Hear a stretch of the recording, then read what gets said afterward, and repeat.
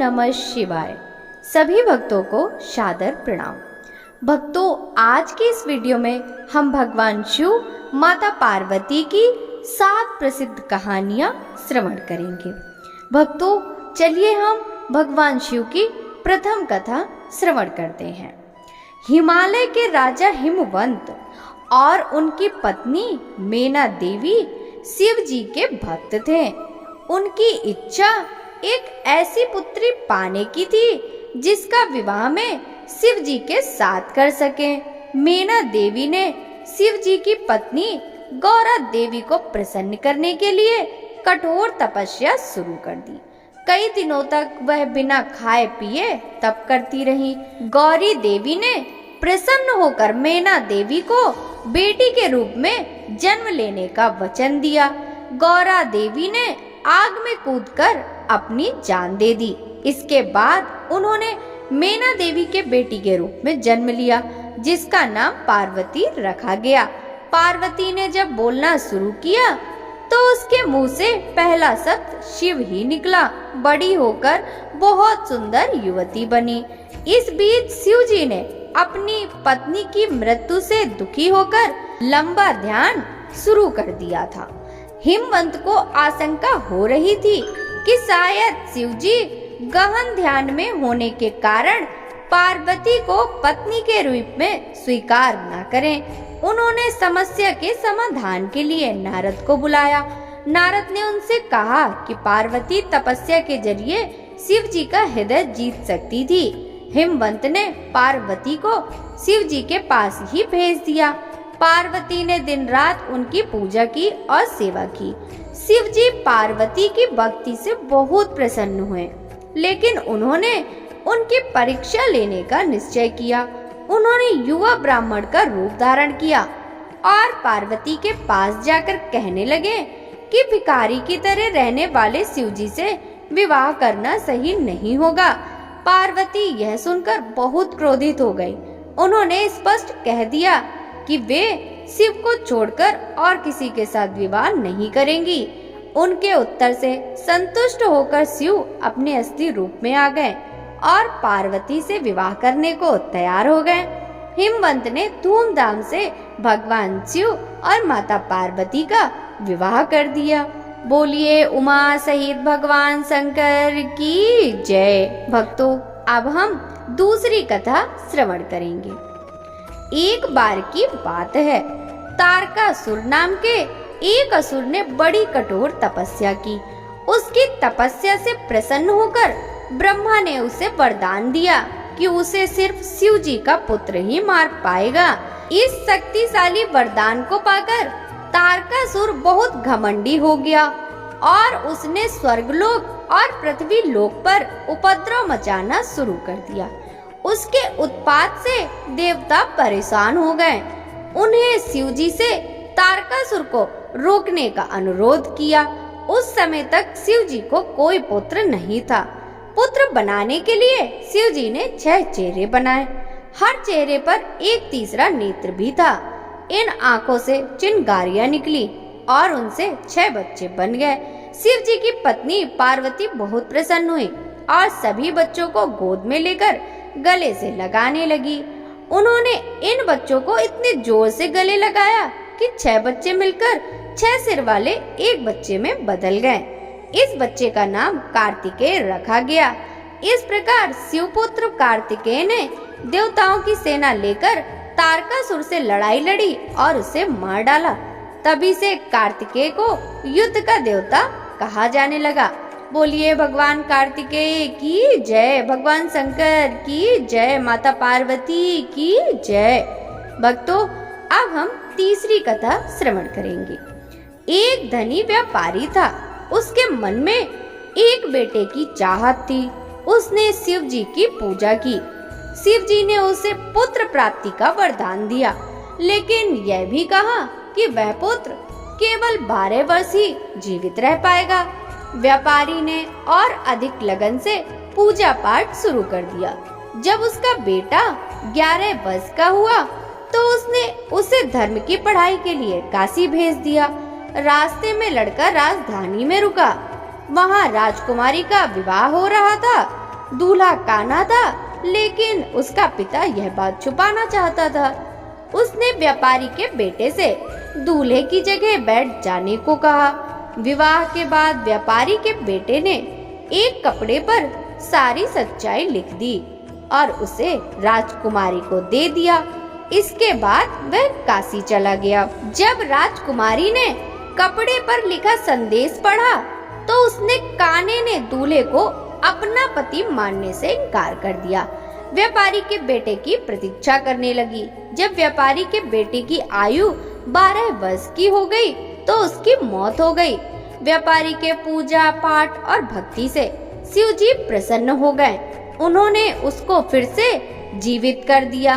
व्यापारी का बेटा राजकुमारी को पत्नी के रूप में लेकर घर आ गया। बोलिए भगवान शंकर की जय। भक्तों, अब हम चौथी कथा श्रवण करेंगे। दुर्गा अथवा पार्वती के काली कहते हैं। असुरों से युद्ध करते समय दुर्गा ने सोचा कि चंड और मुंड के असुरों को मारने के लिए हिंसक और विनाशक रूप धारण करना चाहिए। गुस्से में आकर दुर्गा ने अपने तीसरे नेत्र से बिजली निकाल दी। इस बिजली से नारी की एक काली आकृति प्रकट हुई। उसकी आंखें सुलग रही थी, बाल बिखरे हुए थे, उसकी लाल जीभ चमक रही थी। हीरे या सोने के गहनों के बजाय वह मनुष्य की खोपड़ी की माला पहने हुई थी। उसके 3 हाथों में त्रिशूल, तलवार और मनुष्य की खोपड़ी थी। चौथे हाथ से वह आशीर्वाद दे रही थी। पूरी तरह से रक्त पिपासु दिख रही। वह देवी असुरों को मारने के लिए चल पड़ी। उसने चंड और मुंड को मार डाला। इस तरह उसका नाम चामुंडा पड़ गया। इसके बाद शिव जी प्रकट हुए और उन्होंने काली के विनाश को रोकने के लिए अपने आप को उसके पैरों पर गिरा दिया। शिव जी को अपने पैरों के नीचे गिरा देख काली को अपनी गलती महसूस हुई और उसने मार काट बंद कर दी।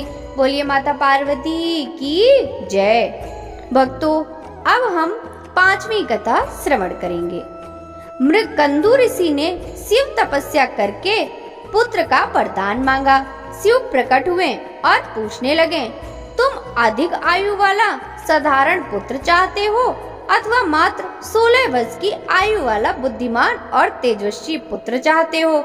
मृगकंदु ने सोचा, अगर मैं बुद्धिमान पुत्र मांगता हूँ तो वह 16 वर्ष की उम्र में ही मर जाएगा, लेकिन अगर मैं अधिक आयु वाला पुत्र मांगता हूँ तो वह बुद्धिमान नहीं होगा।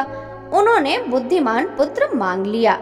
कुछ ही दिनों में उनकी पत्नी ने एक पुत्र को जन्म दिया, जिसका नाम उन्होंने मार्कंडेय रखा। वह बहुत सुंदर, बुद्धिमान, दयालु और सभी गुणों से परिपूर्ण था।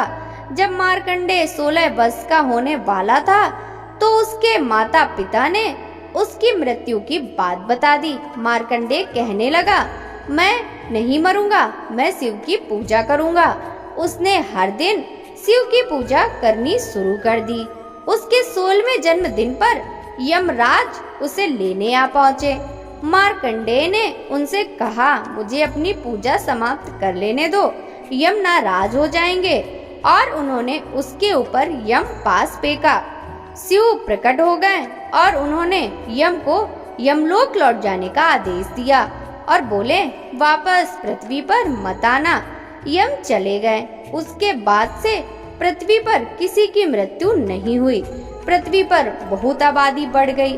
देवी पृथ्वी शिव के पास गई और कहने लगी, मैं इतना भार नहीं उठा सकती, कृपया यमराज को पृथ्वी पर भेजिए। जब शिव ने इनकार किया तो वह सहायता के लिए पार्वती के पास पहुंची। पार्वती ने भी शिव से अनुरोध किया तो शिव बोले, यमराज ने मेरे भक्तों का अपमान किया था। पार्वती ने कहा, किंतु आपने ही तो कहा था कि मार्कंडेय 16 वर्ष से अधिक नहीं जिएगा, इसलिए यमराज उसे लेने गए थे। शिव निरुत्तर हो गए। इस पर पार्वती बोली, शायद आपका आशीर्वाद होगा कि मार्कंडेय सदैव 16 वर्ष का रहेगा। इसी बात को यमराज नहीं समझ पाए होंगे। शिव तुरंत प्रसन्न होकर बोले, बिल्कुल यही बात थी। उन्होंने तुरंत यमराज को पृथ्वी पर जाने की अनुमति दे दी और मार्कंडेय सदा 16 वर्ष का ही रहा। बोलिए भगवान शंकर की जय, माता पार्वती की जय। भक्तों, अब हम छठवीं कथा श्रवण करेंगे। ब्रह्मा के बेटे दक्ष की सती नाम की बेटी थी, जो शिव जी से प्रेम करती थी और उनसे विवाह करना चाहती थी। दक्ष अपने आप को शिव से बड़ा मानते थे, इसलिए उन्होंने सती की बात नहीं मानी। शिव और सती ने दक्ष की इच्छा के बिना ही विवाह कर लिया। एक दिन एक समारोह में शिव ने दक्ष के सामने खड़े होकर उन्हें प्रणाम नहीं किया। दक्ष ने बहुत अपमान महसूस किया। उन्होंने बदला लेने की ठान ली। दक्ष ने एक यज्ञ कराया और उसने शिव को छोड़कर सारे देवताओं को आमंत्रित किया। सती को बहुत बुरा लगा। वह अपने पिता से मिलने पहुंच गई। दक्ष ने सबके सामने शिव का अपमान किया। सती यह सहन नहीं कर सकी और उसने यज्ञ की आहुति में कूदकर अपनी जान दे दी।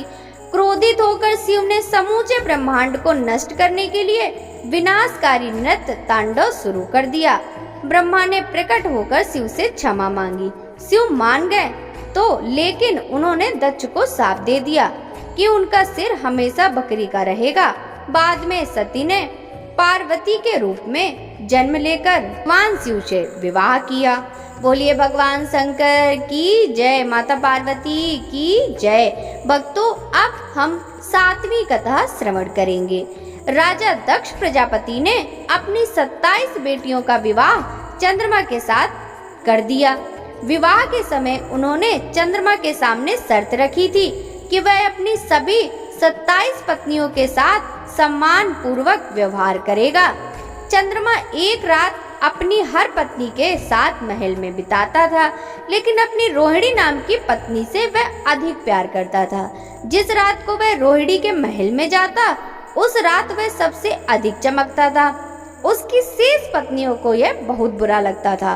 उन्होंने अपने पिता से इनकी शिकायत कर दी। दक्ष प्रजापति ने चंद्रमा को श्राप दिया कि वह अपनी चमक खो देगा। दिन में सूरज चंद्रमा को अपना दिव्य प्रकाश दे देता था। रात में चंद्रमा दिव्य पेय सोम पीता था, जो कि देवताओं का पेय था। दक्ष के श्राप के कारण देवता अपनी शक्ति का स्रोत हो बैठे। दे सहायता के लिए ब्रह्मा के पास गए। ब्रह्मा की सलाह पर चंद्रमा ने 1 करोड़ बार महामृत्युंजय मंत्र का जाप किया।